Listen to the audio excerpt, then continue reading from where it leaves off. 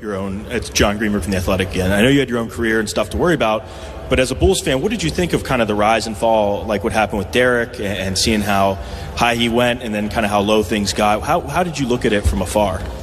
I mean, Derek had no lows. He didn't, because he still maintained. And, Derek is a legend, no matter what. Like, I don't like how you explain that. Going into next season, a lot of people are looking at so many teams, such as the Golden State Warriors, now that they got DeMarcus Cousins. Even though he probably won't play for the majority of the season, you also have the Cleveland Cavaliers without LeBron James, and them having the rookie and Colin Sexton. You got the Atlanta Hawks, who traded Dennis Schroeder for trash, yes, because Melo is trash, bona fide trash. And then you also have a team like the Los Angeles Lakers, who added the best player in the world and one of the greatest players of all time, even out of his prime, in LeBron James. But one of the low-key teams that's making moves this offseason is the Chicago Bulls. And in this video, we're going to discuss if the Chicago Bulls took a risk signing certain players and if things are going to work out and pan out well in the future. So let's get into it. To kick off our offseason, we basically started with the NBA draft, as we had a top 10 pick and we selected Wendell Carter. Now, a lot of people were expecting us to get Michael Porter Jr., but at the time, even though I did want it in the middle of the draft, for those who saw my video when I talked about who I think we should have picked up, I said in the video, Michael Porter Jr. does have a lot of injury history, and on this team where we have certain players that we'll get into later who have injury history, it's not really a smart thing to take a risk on someone like a Michael Porter Jr., especially when you consider who we already got later on in the offseason, but we'll get to that later. So we selected Wendell Carter, and for those who watched that video, you know I was really high on Wendell Carter. I think that he can be a quality starter in the NBA. He can be a double-double guy, even though he is undersized for the center position.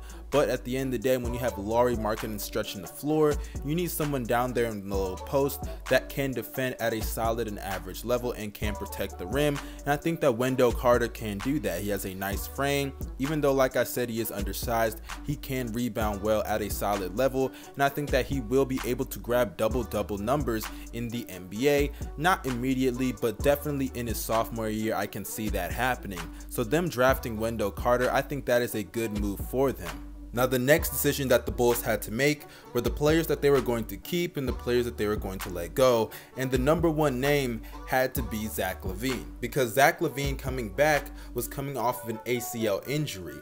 And the thing was, when he came back, he didn't look that great, as throughout the games that he played, shot below 40% from the field. And that is a player that we have to make a decision on if we want to give him a max contract. He tore his ACL, and for a person that's game is heavily dependent on his athleticism, that doesn't look like a great sign. And he's not that great on the defensive side of the ball, so that's not a plus, that's a negative. But then the Sacramento Kings came along and did something that I suggest a lot of teams do, even though it pissed me off. They offered Zach LaVine a max contract, and because of the fact that he is a restricted free agent, the Bulls basically had no choice but to match the deal. And this is something that we're going to see a lot of teams do. Allow me to take you back to last offseason, when Otto Porter was a restricted free agent entering the free agency market. Even though he didn't have complete control, he was offered a max contract by the Brooklyn Nets, and because the Wizards basically needed him to come back next season, and it didn't look like they were going to get Kevin Durant, because Kevin Durant had blatantly made it obvious that he did not want to go back home to Washington, the Wizards had no choice but to match the offer, and they signed Otto Porter. And that is one of the biggest reasons why they have one of the worst financial situations in the entire NBA. So when it comes to teams having restricted free agents on their roster, if they are solid quality players who can contribute at a solid and respectable and even an average level at times, someone out there is going to throw them a max, such as someone like Clint Capella. Who knows who's going to throw him the contract that he wants out there? So that's why the Rockets need to hurry up and wrap that up. But back to the Chicago Bulls, honestly, I don't know what they're going to do, because if Zach LaVine doesn't come back at the level that we want him to come back and expect him to develop at, Zach LaVine's gonna have one of the worst contracts in the entire league, especially if he does come back and he's just injury prone. That's one of the worst things about that. But that leads us into the next big signing that they did, and that was signing Jabari Parker, another guy who's had ACL injuries. 2 of them, by the way. And even though he did come back last season for the games that he played and he looked relatively good in the minutes that he had, that's the problem. He played limited minutes and he didn't even play half of the season. So what's to say that if he played a full season that he wouldn't have gotten injured just because he looked good in a few games? No. That's not enough for me to just overlook the fact that he has no knees and he tore his ACL twice on both different legs. So I gotta look at the fact that Jabari Parker is injury prone. He has a history of it, and even though he does come back seemingly better and his athleticism is still there, I'm not just gonna gloss over the injuries and look at his ability and his potential. But I will say this, to the Bulls' credit, he does have a team option in the second year of his contract that is still worth $20 million. So shout out to the Bulls for getting that and not just giving him a whole max contract. And shout out to Jabari because he's basically betting on himself, because to him, he is worthy of a max contract and he can play on a contending team in the NBA if he is leading that team. And I'm not saying he's going to do that for us, because a lot of people are saying that we could potentially make the playoffs. And look, we got a solid roster. Chris Dunn at the point, Zach LaVine. You also have Jabari, Lauri Markkanen, and Wendell Carter. That's one of the youngest starting 5s in the NBA, assuming they go with that starting 5 and Wendell Carter starts at the 5.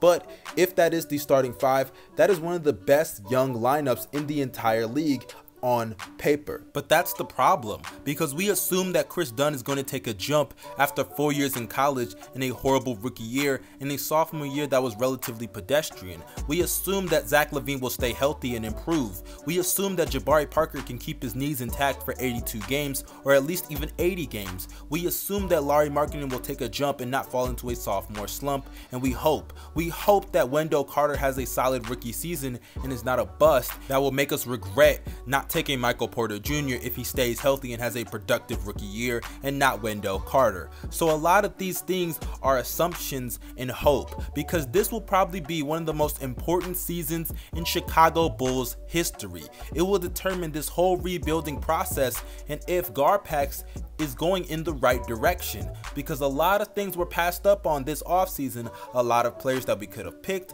a lot of things we could have done instead, a lot of moves that we probably shouldn't have made. This is the season that we figure out everything, and we finally reach the answer to all these questions, and we finally know, because I've been waiting to know what is the plan that they have. I'm not expecting us to make the playoffs, I'm just expecting that players stay healthy and that we improve the roster and players get better and develop. That's all I ask for. I'm not asking for a championship. I'm not even asking for the playoffs. Hell, let us just get a top 10 pick secured for next year and let our players develop and stay healthy.